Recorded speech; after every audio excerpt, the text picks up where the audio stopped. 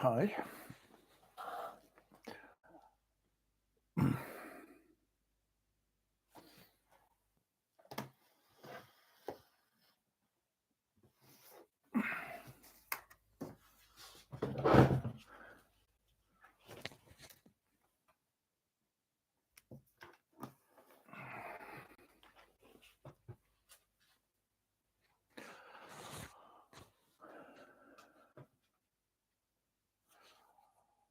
Hi. Jimmy Carter, 7 o'clock of the morning in Safonchivo. War and Peace. Actually, I think that Anna Karenina is the best of Tolstoy's novels, but still, War and Peace is also a treasure. Anyway, this summer I spent with my wife and my granddaughter here in Safonchivo, not far from Moscow, on the typical Russian dacha. Dacha, which means, well, it's a sort of nana manor, because in the 16th century, Tsar gave pieces of land, usually it was something like 300, 400 hectares, to his servants, the gentry, I should say. And it was a payment for their war service. In 1960s, Khrushchev began giving dachas, just the usual Russians, the usual Kremlin slaves. They're quite small, although I think they're larger than the same portions of land in Germany or Britain, because it's always 600 square meters.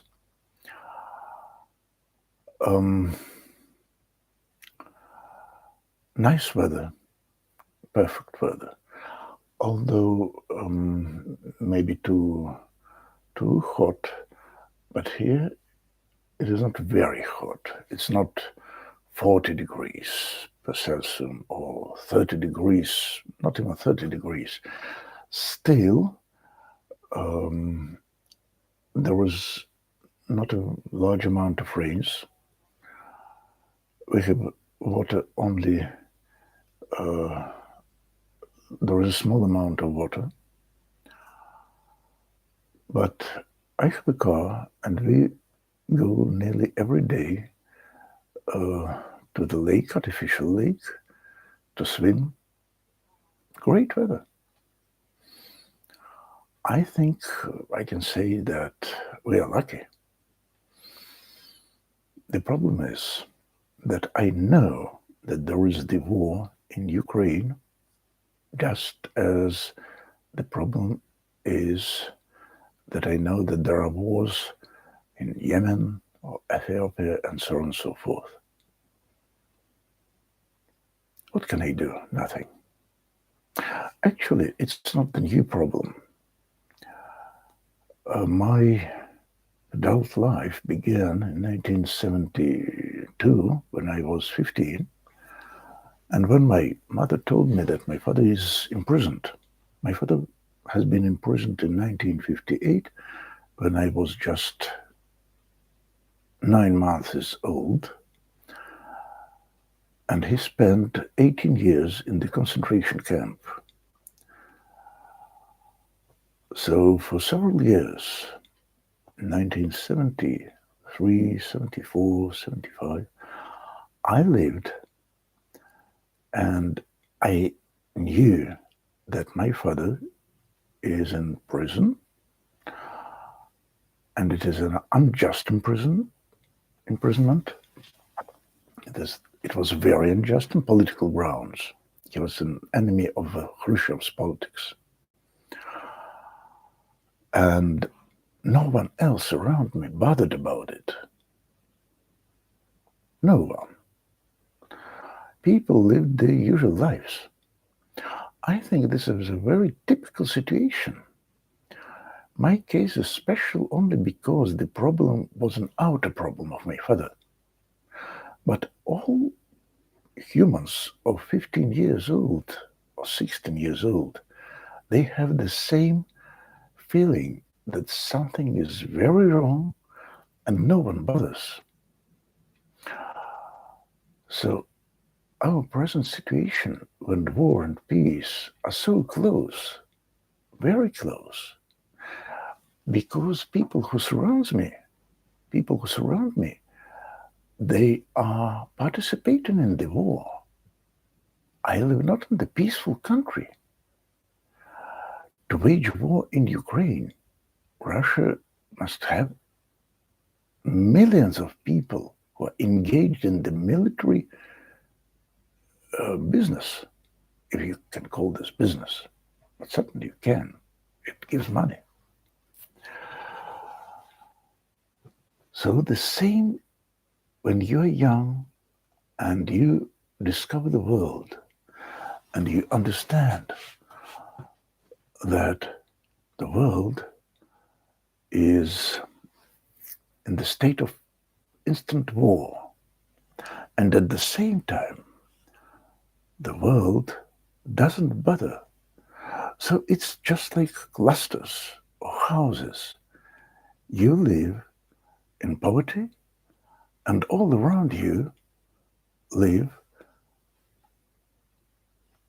are wealthy, and they don't bother about your poverty. You are terminally ill, and everybody around are healthy, and they must not bother about your illness. This is your illness. They can't do anything. You see, many Ukrainians say to me, that to Russians, that go to the streets, help us, protest. But this is senseless. This is useless. And they know it.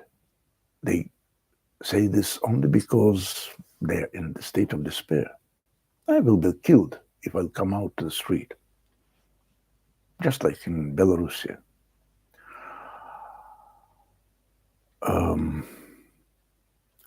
So this neighborhood of freedom and slavery, of truth and lies, of light and darkness, they're neighboring, and it's a very close distance, very small distance between luck and woe, between usual life and tragedy.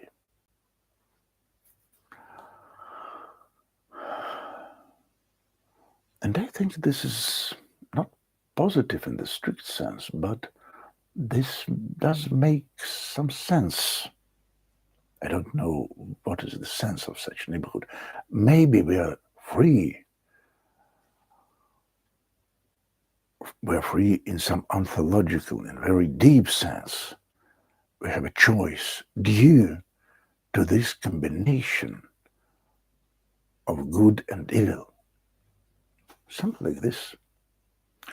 And we must take it with humility, with rational understanding.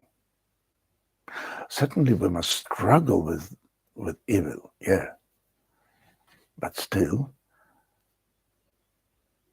I know that I cannot overcome it. Maybe in several thousand years, or Lord Jesus, or something like this, but not me, not in this life. But I can be human, I can love people, even now, especially because the distance between me, who can love, and the man who needs love, compassion, understanding, is very small, very small. But I must have an open eyes to see this man or woman who are in need. Maybe he lives in the neighboring house. Yeah, I know we're neighbors, and I know my neighbors. They have a lot of problems. A lot of problems. They don't want me to participate in their problems. Although from time to time, they ask me for something, I ask them for something, but small things, small unpleasures. But big problems they prefer to solve themselves. But war is such a big problem, and it's not only your personal problem, it's also the problem of humankind. It's a different sort of things. This is why pacifism must be more active. It's not just a fine neighborhood, to be a good neighbor, to be a saint, I dare to say. But who am I to say this? Okay, goodbye. It was Jimmy Krotov, Moscow, 7 o'clock. In New York, I guess it's 8 o'clock. And I think I address someone in New York or in Portland, Oregon, or something like this. Yeah.